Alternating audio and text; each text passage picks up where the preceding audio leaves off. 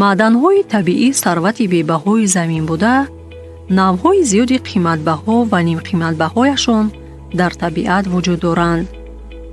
ҳамаи онҳо аз қадимулайём дар соҳаҳои гуногуни фаъолияти инсон кор фармуда мешаванд. аҳамияти маъдану унсурҳои кимиёвӣ дар пешрафти саноат ва ҳаёти имрӯзаи одамон ба ғоят бузург аст. инсоният ба сангҳои табиӣ таваҷҷӯҳ зоҳир намуда, давоми садсолаҳо хосиятҳои кимиёвии онҳоро меомӯзад. дар ин навбат, дар барномаи «Дар дили санг» дар бораи унсури нуқра ба шумо маълумот пешниҳод менамоем.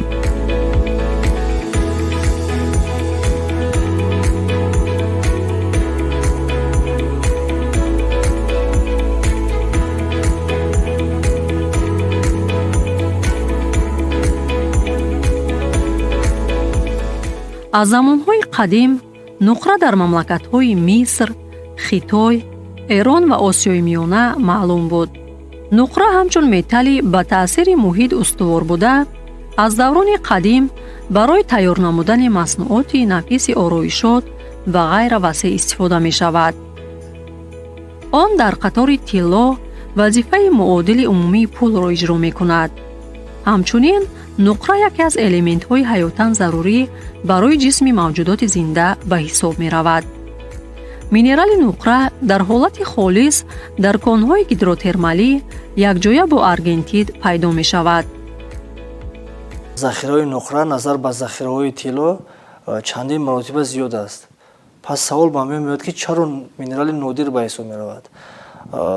сабабаш дар он аст ки минерали нуқра дар табиат мисли тилло миз бо дигар элементҳо, бо дигар минералҳо ба вуҷуд мебиёянд. яъне ки аз дигар минералҳо гудохта карда истихроҷ мекунанд ва гирифтани он хеле душвор аст. аммо минерали симоби худрӯй бошад дар табиат хело ва хело кам аст. аз ҳамин лиҳоз нуқра ҳам ба гурӯҳи қиматбаҳо ва ҳам ба гурӯҳи нодир низ минералҳои нодир низ дохил мешавад. тақрибан 80% нуқраро асосан аз таркиби маъданҳои полиметаллӣ ва тиллою мис ҳосил мекунанд. порчаҳои калони нуқраи холиси 30 тонагӣ ва 612 килограмм вазн доштаро дар кишвари Канада дарёфт кардаанд. соли 1992 дар Хакасия ҳам порчаи 30 килограммаи нуқраи холис дарёфт шуд. дар кони Шнееберг нуқраи худрӯи холиси вазнаш то ба 40 тонна ва дар Чили бошад нуқраи тахташакли вазнаш 1.5 тонна ёфт шудааст. конҳои нуқра дар Қаромазор, Помир ва Тоҷикистони марказӣ низ маълуманд.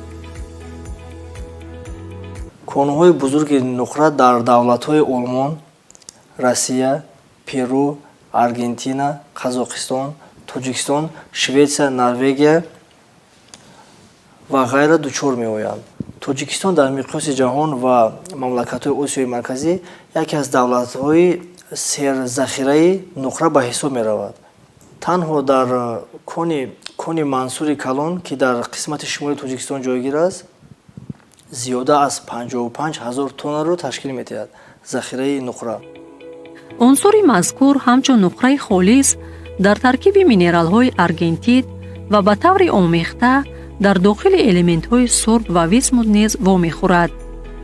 дар таркиби маъдани конҳои полиметаллӣ, висмут, волфрам ва тиллои Қаромазор низ миқдори зиёди нуқра мушоҳида карда мешавад. хусусан захираи ин унсур дар кони сурби кони Мансур хеле калон аст. асосан минерали нуқра ба ду гурӯҳ дохил мешавад. якум гурӯҳ ин гурӯҳи минералҳои асил бо истилоҳи русӣ благородни ва дуюмаш бошад ба гурӯҳи моддаҳои сода. минералҳои асил благородни металл ин минералҳое мебошанд ки раванди коррозияву умуман вайроншавӣ кам таъсир мерасонанд, вайрон намешаванд. моддаҳои сода бошад ин минералҳое мебошанд ки дар аксарияти атомҳои он аз як элементи асосӣ иборат мебошад. ана аз ҳамин лиҳоз ба гурӯҳи моддаҳои сода нуқра низ дохил мешавад. нуқра, тилло, симоб, мис ҳама ино ба гурӯҳи моддаҳои сода дохил мешаванд. онро асосан дар хӯлаҳо дар якҷоягӣ бо мис барои сохтани маснуоти нуқрагӣ ва танга ғайр аз ин барои омода намудани оина ва маводи суратгирӣ кор мебаранд. нуқраи худрӯйро дар конҳои Турин ва як қатор конҳои Олтой ва Қазоқистон дарёфт намудаанд. ин навъи нуқра дар маъданҳои майдони Кони Мансури Калон, Замбарак, Тарьекон, Олтинтопкан ва дигар конҳои Қаромазор ва инчунин дар конҳои қаторкӯҳҳои Зарафшон, Мирханд, Симич, Тарор, Гиждарва, Помир ва майдони маъданӣ Бочор ёфт шудааст.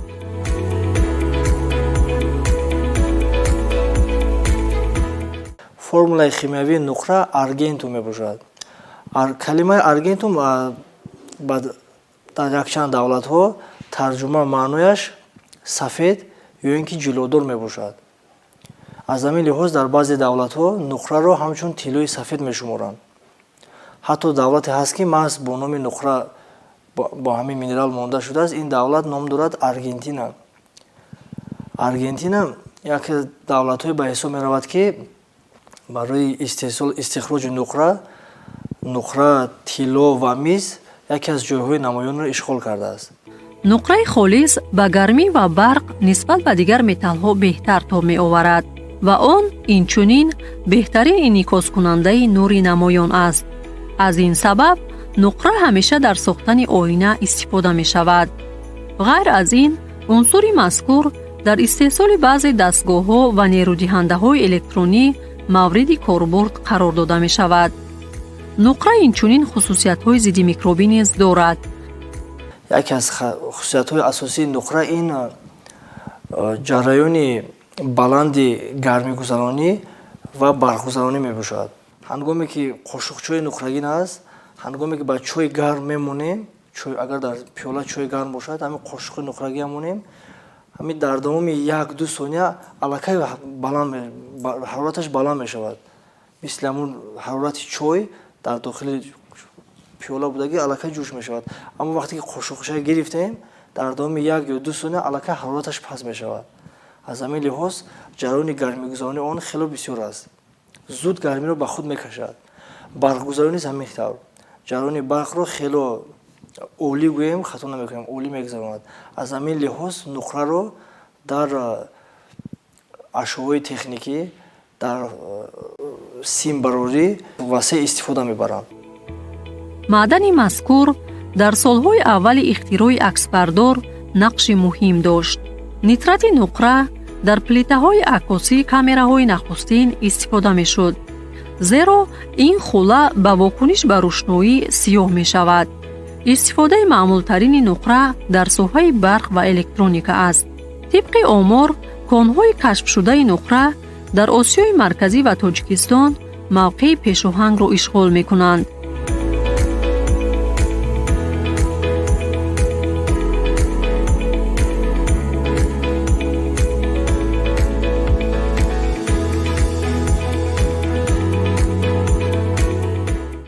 нуқра дар кислотаи азот ҳал мешавад, аммо дар кислотаи намакӣ ва сулфурӣ ҳал намешавад.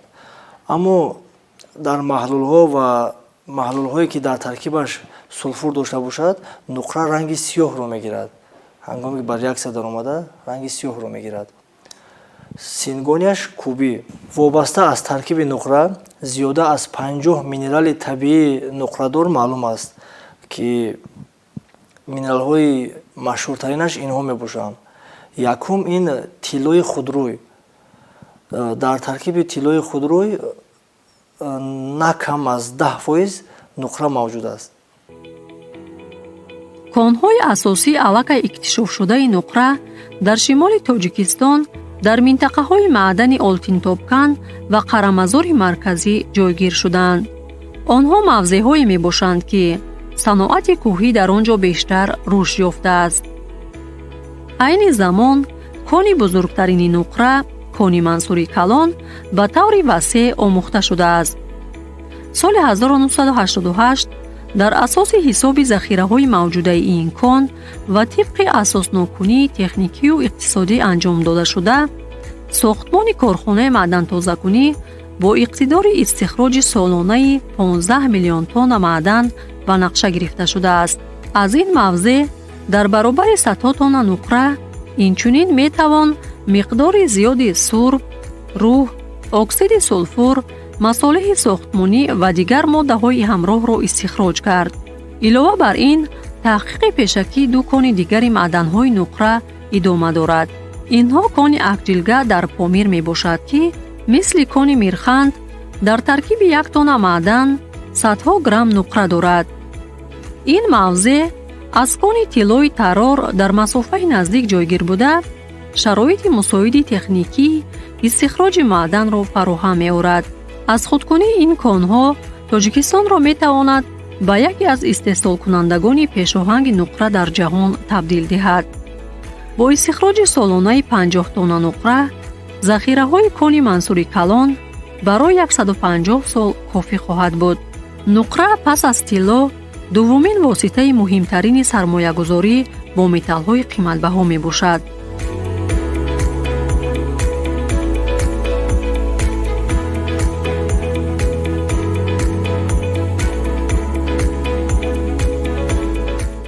вобаста аз таркибаш омехтаҳо ва шароити беруна, нуқра дар давоми якчанд миллион сол оҳиста оҳиста бо пардаи иловагӣ пӯшонида мешавад. ин пардаҳо асосан рангошон сиёҳ, зардчатоб ва қаҳваранг мебошанд. ҳангоме ки дар давоми якчанд миллион сол оҳиста оҳиста ба омили беруна таъсир мерасонад, омили даруна ҳам таъсир мерасонад, ҳамин ҳолат як пардаи иловагӣ болои ҳамин нуқраро мепӯшонад.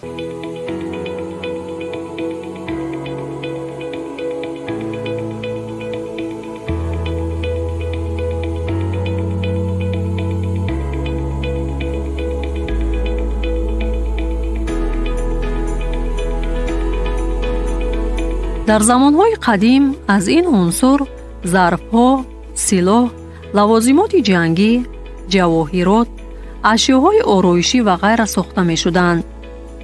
дар замони муосир бошад, он дар саноати заргарӣ, барои безараргардонии об, инчунин дар соҳаи тиб ва дорусозӣ васеъ истифода мегардад. инчунин барои табобати захмҳои сӯхтагӣ ва берунӣ аз коғази антибактериалӣ бо нитрати нуқра сиқ карда шуда кор бурда мешавад. дар баробари ин, баъзе намудҳои протезҳо аз хулаи ин металл сохта мешаванд. нуқра дорои хосиятҳои беназир аст. масалан, он гематомаро ҷабида барои барқарорсозии кори узвҳои дарунӣ мусоидат мекунад. инчунин дар соҳаи дорусозӣ миқдори зиёди маводе истеҳсол карда мешаванд, ки таркибашон дорои нуқраи коллоидӣ мебошанд.